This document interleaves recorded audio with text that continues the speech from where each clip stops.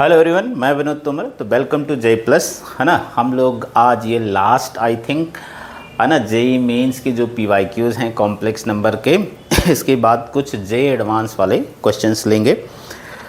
तो उसी में आगे थोड़ा बढ़ाते हैं। तो उसमें फर्स्ट जो क्वेश्चन है हमारा वो ये है कि let z equals to x plus i y, let z equals to x plus iy be a non-zero complex number, be a non-zero complex number non-zero complex number such that z square equals to I into mod z whole square, where I is I तो जानते हैं, then z lies on the curve। बताना है, options लिखते हैं एक बार। Imaginary axis,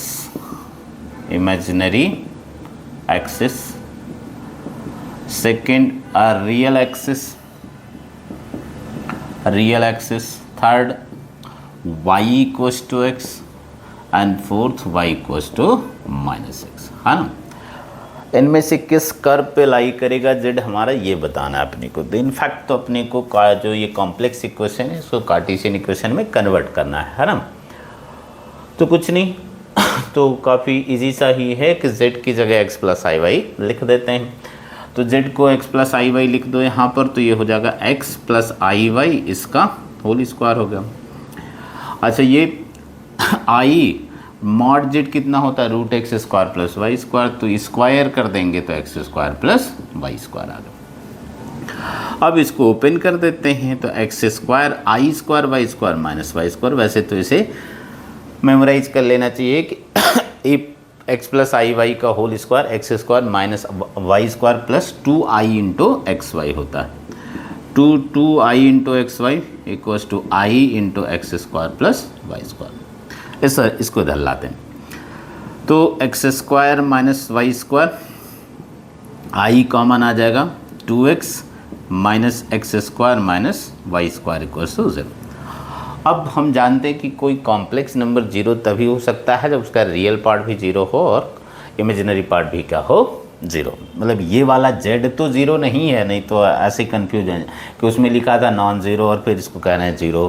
तो z की बात नहीं कर रहे हैं हम, ये वाले की बात करें ये भी उसी फॉर्म में लिखा हुआ है। मतलब ये कोई नया कॉम्प्लेक्स नंबर है जो इस तरह से जनरेट हुआ है, ये ज़ीरो होना चाहिए, है ना। अच्छा, इसी ज़ीरो होने के लिए इसका रियल पार्ट भी ज़ीरो होना चाहिए और इसका इमेजिनरी पार्ट भी ज़ीरो होना चाहिए। इट मीन्स क्या हुआ, इट मीन्स ये हुआ कि फर्स्ट थिंग तो ये ज़ीरो होना चाहिए, x square minus y square zero होना चाहिए, एंड ठीक है, एंड लिख रहे हैं 2xy minus x square minus y square, ये भी ज़ीरो होना चाहिए। तो यहाँ से तो मिलेगा y जो है वो प्लस माइनस x हो गया। अच्छा, इसको माइनस से मल्टीप्लाई कर दोगे तो x माइनस वाई का होल स्क्वायर है।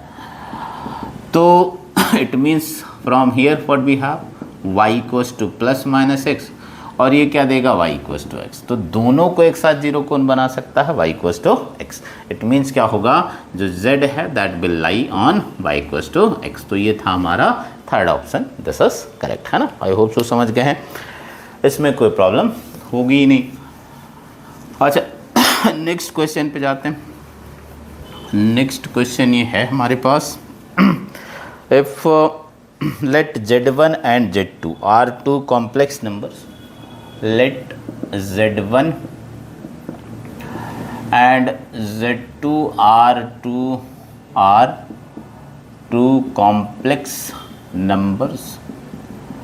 complex numbers such that mod z1 equals to 9 and mod z2 minus 3 minus 4i equals to 4. I hope so this is yes. Then minimum value of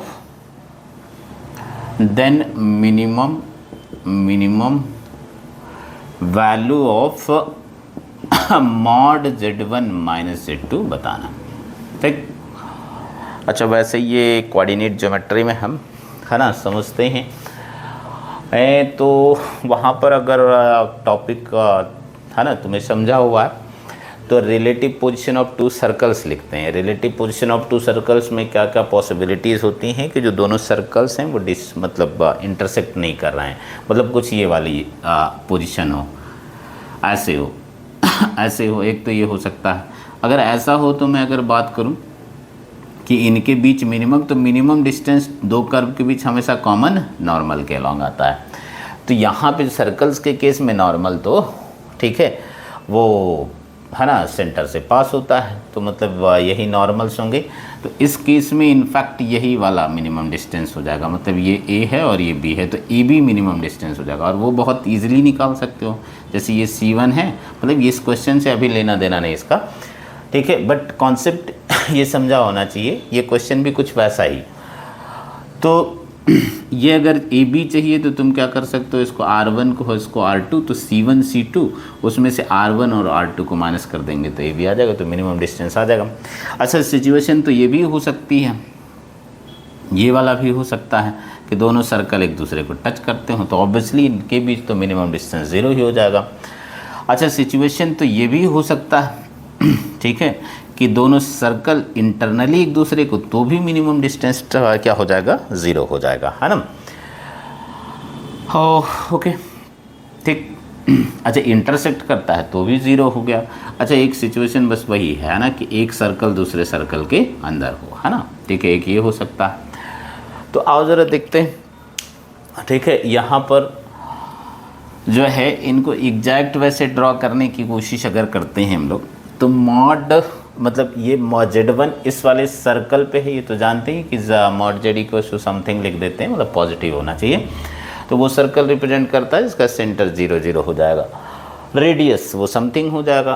तो यहाँ पर कुछ ऐसा ही लिखा है कि मॉड Z1 जो है वो 9, तो ऑब्वियसली Z1 एक सर्कल पर है जिसका सेंटर 0 0 है, रेडियस है 9। तो अगर मैं इसको ड्रॉ करूँ, एग्जैक्टली ड्रॉ करने की कोशिश करूँ, तो ये कुछ ऐसा आ जाएगा, है ना, ये कुछ ऐसा हो गया, ये हो गया, ये 9,0 होगा, ठीक है, और ये 0,9, ऐसे ही ये -9 0 और ये 0 -9।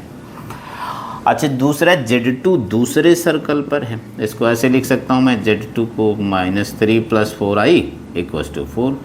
तो इसका सेंटर अगर देखोगे तो तुम 3,4 है, और रेडियस कितना है इसका, रेडियस कितना है, 4 है। अच्छा, 3,4 फर्स्ट क्वाड्रेंट में आ जाएगा। दूसरा 0 0 इसको सेटिस्फाई नहीं कर रहा है, ठीक है, 0 0 रख के देख लो, यहाँ 0 रख दो, तो ये 3 + 4i का मॉड 5 आएगा, तो जी इसको 0 0 सेटिस्फाई नहीं करा। सेकेंड थिंग, जो सेंटर का y कोऑर्डिनेट है वो रेडियस के बराबर है, मतलब ये सर्कल x एक्सिस को टच करेगा, ठीक है। अच्छा, y एक्सिस को ये कट करेगा, क्यों, क्योंकि जो ये वाली डिस्टेंस है हमारी, ये 3 है और ये 4 है, तो x एक्सिस को तो टच करेगा लेकिन y एक्सिस को 2 बार कट करेगा। वन मोर थिंग, अगर मैं ये सेंटर 3,4 कह दूँ और इसकी डिस्टेंस फाइंड आउट करूँ ओरिजिन से, तो ये 5 हो जाएगा। अब ये जो टोटल डिस्टेंस है अपने पास ये 9, तो ये वाला कितना हो जाएगा, 4।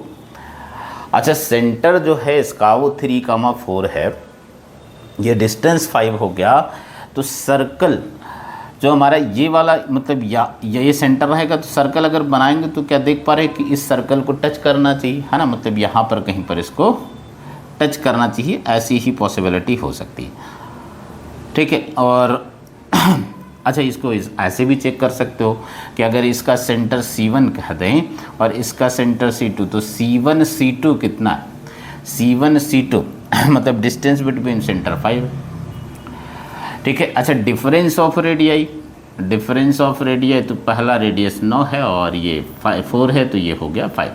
तो देख पा रहे हैं कि C1 C2 मतलब C1 C2 के बीच की जो डिस्टेंस है that is difference of radius, तो obviously these two circles will touch internally.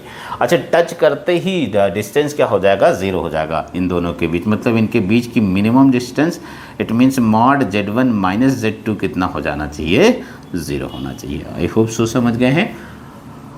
तो ज्योमेट्रिकली हमने डिस्कस कर लिया, इसको नेक्स्ट क्वेश्चन पे जाते हैं।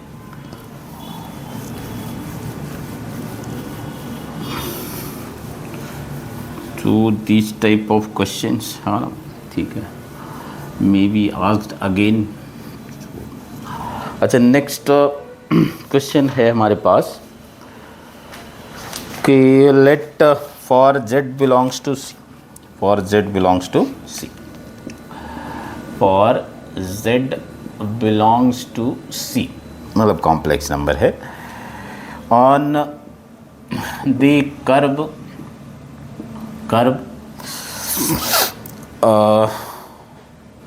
C1 such that mod z equals to 4.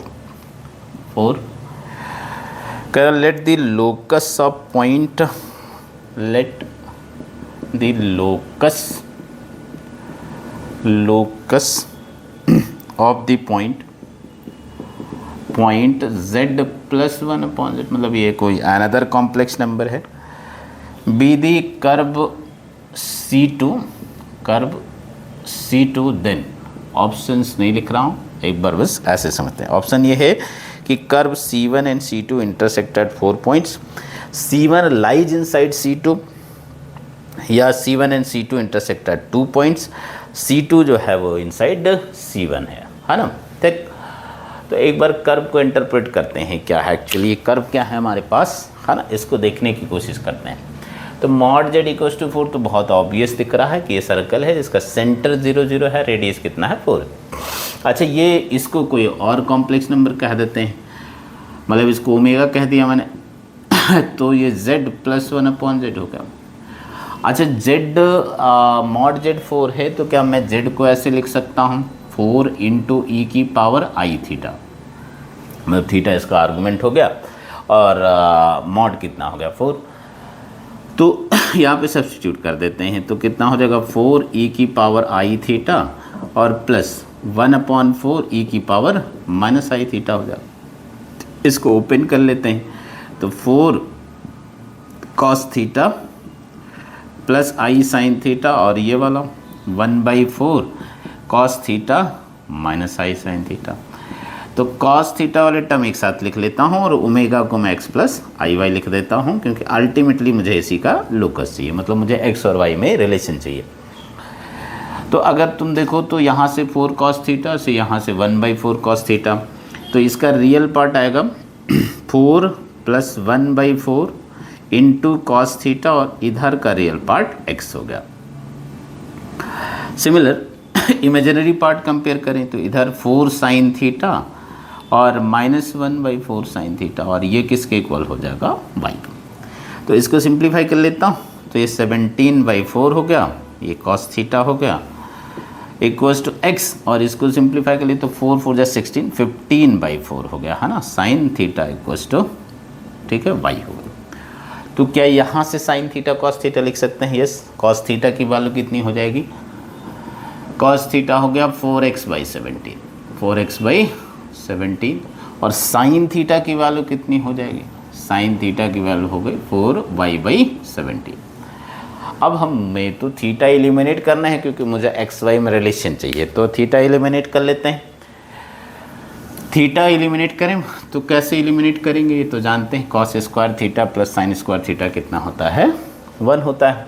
तो इसको यूज कर लेते हैं, है ना, कि cos square theta plus sine square theta 1 हो गया। तो cos square theta it means 16x² upon 289 हो जाएगा, प्लस ये, अरे सॉरी ये 15 होगा, ये 15 होगा। अच्छा, ये 16y² अपॉन 225 इक्वल्स टू 1 हो गया। तो मैं इसको ऐसे लिख सकता हूँ कि x² अपॉन 289/16 और plus y² upon 225/16 equals to 1। तो ये तो इलिप्स है, ठीक है, जिसका मेजर एक्सिस एक्स एक्सिस के अलॉन्ग होगा। क्यों? क्योंकि ये वाला क्वांटिटी बड़ा है, ये वाला क्वांटिटी छोटा। तो अगर मैं कंपेयर करके इलिप्स बनाऊं, इलिप्स को ड्रॉ करूं, तो मेजर एक्सेस एक्स एक्सेस के along, minor axis y axis के अलॉन्ग, और जो ए होगा अपने पास वो कितना आ जाएगा, ए कितना आ जाएगा, मतलब इलिप्स की स्टैंडर्ड इक्वेशन से कंपेयर कर दें तो 17/4 और वी कितना आ जाएगा, सॉरी मतलब सेमी माइनर एक्सिस की लेंथ कितनी आ जाएगी 15/4। तो इसको ड्रॉ कर लेते हैं। तो इलिप्स कुछ ऐसा हो गया, ये 17/4 कामा 0 और ये -17/4 0, ये 0 कामा 15/4 और ये 0 कामा -15/4। अच्छा, अब कर्व C1 क्या था मेरे पास, C1 था मॉड z इक्वल्स टू 4, मतलब ये सर्कल है जिसका सेंटर 0 0 है, इलिप्स का भी सेंटर 0 0 है। तो अगर इसकी इक्वेशन लिखोगे तुम कार्टेशियन फॉर्म में तो x² + y² = 16। अच्छा, ये x एक्सिस को कहाँ कट करेगा 4, 0 पे, और y एक्सिस को भी कहाँ कट करेगा 0, 4 और 0, -4। अच्छा, 15/4 is this is less than 4, तो मतलब सर्कल ड्रॉ करोगे तो कुछ ऐसा आना चाहिए, ये कुछ ऐसा आना चाहिए। तो अब देख पा रहे हैं कि इट मीन्स C1 और C2 दोनों एक दूसरे को कितने पॉइंट पे इंटरसेक्ट करेंगे, 4 डिस्टिंक्ट पॉइंट पे इंटरसेक्ट करेंगे, है ना। आई होप सो समझ गए। तो one more question and that is the last of today, and I hope so this will be last of JEE Mains PYQ। Rest कुछ से ट्राई कर सकते हैं, है ना। तो एक लास्ट क्वेश्चन ये है कि let z equals to a + ib, let z equals to a + ib with B0 equals to 0, है ना। अच्छा, B0 इक्वल्स टू 0 का क्या सेंस है अपने पास कि जो इसका इमेजिनरी पार्ट है वो 0 नहीं, मतलब प्योरली रियल नहीं है, कहने का ये सेंस है, प्योरली रियल नहीं है। Be a complex number, be a complex number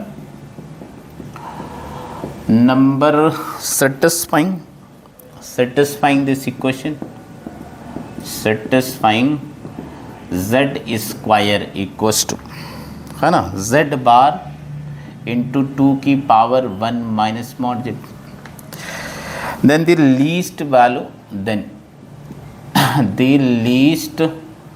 least value of n belongs to n, मतलब नेचुरल नंबर, ठीक है, such that this should hold, such that z power n और z + 1 पावर n दोनों equal हो जाए, ठीक है, is equal to, मतलब n की वो लीस्ट वैल्यू बतानी है जिसके लिए ये वाला रिलेशन होल्ड करे with the given condition this, है ना, with given condition this, okay. तो 2 की पावर 1 माइनस मॉड z ये ऑलवेज पॉजिटिव नंबर होगा क्योंकि एक्सपोनेंशियल कभी नेगेटिव होता नहीं। एक तो ये बात समझ में आनी चाहिए, दूसरा ये समझ में आना चाहिए कि अगर, ठीक है, z1 जो है वो z2 के इक्वल है तो मैं दोनों तरफ मॉड ले लूँ तो ये तो ऑलवेज ट्रू होगा, मतलब अगर z1 z2 के इक्वल है तो mod z1 always mod z2 के इक्वल होगा, लेकिन कन्वर्स ट्रू नहीं होगा, मतलब मॉड z1 अगर मॉड z2 के इक्वल है वो बहुत ईजिली समझ सकते हो कि जैसे मैं z1 को 3 + 4i ले लूँ और z2 को 3 - 4i ले लूँ तो दोनों का मॉड तो 5 ही आ जाएगा, लेकिन दोनों नंबर सेम है क्या, नहीं, दोनों नंबर सेम नहीं है, मतलब कन्वर्स ट्रू नहीं कि मॉड z1 मॉड z2 के इक्वल है तो z1 z2 के इक्वल नहीं होगा, लेकिन z1 z2 के इक्वल है तो 100% मॉड z1 मॉड z2 के इक्वल होगा। तो आओ ज़रा इस बात पे, ठीक है, इसको यूज करते हैं, है ना। ये दिख रहा है, दिया हुआ है कि मेरे पास z² जो है वो z बार इंटू 2 की पावर 1 माइनस मॉड z है, तो मैं दोनों तरफ मॉड ले सकता हूँ, यस, है ना। तो दोनों तरफ मॉड ले लिया तो मॉड z² हो गया, और ये मॉड z बार ये तो पहले से पॉजिटिव है तो इसका मॉड लें नहीं लें तो कोई फ़र्क पड़ेगा नहीं। अब मॉड z बार मॉड z होता है और मॉड z² को मॉड z का होल स्क्वायर लिख सकते हैं हम लोग, तो ये कितना हो गया मॉड z का होल स्क्वायर, ये मॉड z, अच्छा 2 की power 1 minus mod z, okay. अच्छा, वो पहले से ही कह रहा था कि z ये a + ib है जिसमें b 0 नहीं तो इसका मॉड कभी 0 नहीं आ सकता है, तो मैं कैंसिल भी कर सकता हूँ चाहूँ तो, है ना। तो मॉड z इक्वल्स टू कितना आ जाएगा 2 की पावर 1 माइनस मॉड z। अब देखना है कि ये दोनों इक्वल कब हो सकते हैं, है ना, दोनों इक्वल कब हो सकते हैं, मतलब ये वाला इसके इक्वल कब आ सकता है। तो थोड़ा सा ऑब्जर्वेशन है लिटिल बिट यहाँ पर, है ना, ठीक है। जो एग्ज़ाम में थोड़ा सा हो सकता है मुश्किल भी हो सोचना, लेकिन क्वेश्चंस अगर हमने पहले ऐसे किए होंगे तो फिर, है ना, स्ट्राइक कर सकता है दिमाग में। तो इधर एक्सपोनेंशियल है और इधर, है ना, एक नंबर, ये दोनों इक्वल हैं। तो देख पा, अगर मैं देखूं तो इसमें मॉड जेड को जैसे ही मैं 1 सब्सटीट्यूट करूंगा तो ये 1 आ जाएगा और ये 2 की पावर 0 आ जाएगा। अच्छा, 2 की पावर 0 हो गया तो ये भी 1 हो गया, तो 1 = 1 तो ऑलवेज ट्रू होता है, मतलब मॉड जेड = 1 है। दिस वाज बाय ऑब्जर्वेशन, है ना, ठीक है। तो मॉड जेड को तो 1 लिख सकते हैं। अच्छा, मॉड जेड 1 हो गया। तो अगर वापस मैं इस इक्वेशन में जाऊं तो z² ये था मेरे पास z²। अच्छा, ये तो 1 आ ही गया है ना, तो z² हो गया। अच्छा, z मेरे पास a + ib था ही, तो रख लेता हूँ। तो ये a² - b², अभी पिछले क्वेश्चंस में कुछ ऐसा ही किया था, और ये a - ib हमने कहा भी था कि मेमोराइज कर लें z² को, that will be a² - b² + 2 iab। तो रियल वाला रियल के इक्वल और इमेजिनरी वाला इमेजिनरी के इक्वल कर सकते हैं। तो a² - b² a के इक्वल हो जाएगा और 2ab जो है वो -b के इक्वल हो जाएगा। अब वो कह रहा है कि b 0 नहीं है, तो b 0 नहीं है तो मैं यहाँ से b कैंसिल कर सकता हूँ। तो a की वैल्यू कितनी आ जाएगी, -½ अच्छा, जैसे ही मैं a -½ यहाँ पर सब्सटीट्यूट करूँगा तो ये 1/4 और इसको -b² = -1/2। तो b² की वैल्यू कितनी हो जाएगी, 1/4 + 1/2। एलसीएम ले लो तो I think this is 3/4, yes 3/4। तो b की वैल्यू कितनी आ जाएगी, ±√3/2। तो फाइनली z आ चुका है अपने पास, है ना, क्योंकि a भी आ गया है और b भी आ गया। तो let's simplify little bit more, है ना, क्या आ जाएगा देखो अब क्या मिल गया अपने को, मतलब z मेरे पास आ गया है, ये z आ गया -1 ± i√3/2। तो these are actually cube roots of unity, है ना, मतलब एक ओमेगा है और एक ओमेगा²। तो यू कैन, है ना, टेक एनी, ठीक है, चाहे तुम ओमेगा² ले लो चाहे ओमेगा ले लो। तो मैं ये ले रहा हूँ -1 + i√3/2। अच्छा, ये ओमेगा होता है तो z⁴n, तो ये कितना हो गया, ओमेगा मतलब ओमेगा की पावर n, और ये, ठीक है, ओमेगा +1 का पावर n। तो ओमेगा पावर n और 1 प्लस ओमेगा को लिख सकते हो -ओमेगा की पावर n। अब ओमेगा पावर n इन दोनों को इक्वल करना है, तो इन दोनों को इक्वल करने के लिए तुम n की नेचुरल वैल्यू रखते चले जाओ, तो you will get n = 6, that will be least. इस पे दोनों क्या होंगे, इक्वल होंगे। तो आज यहीं तक, ठीक है, थैंक यू।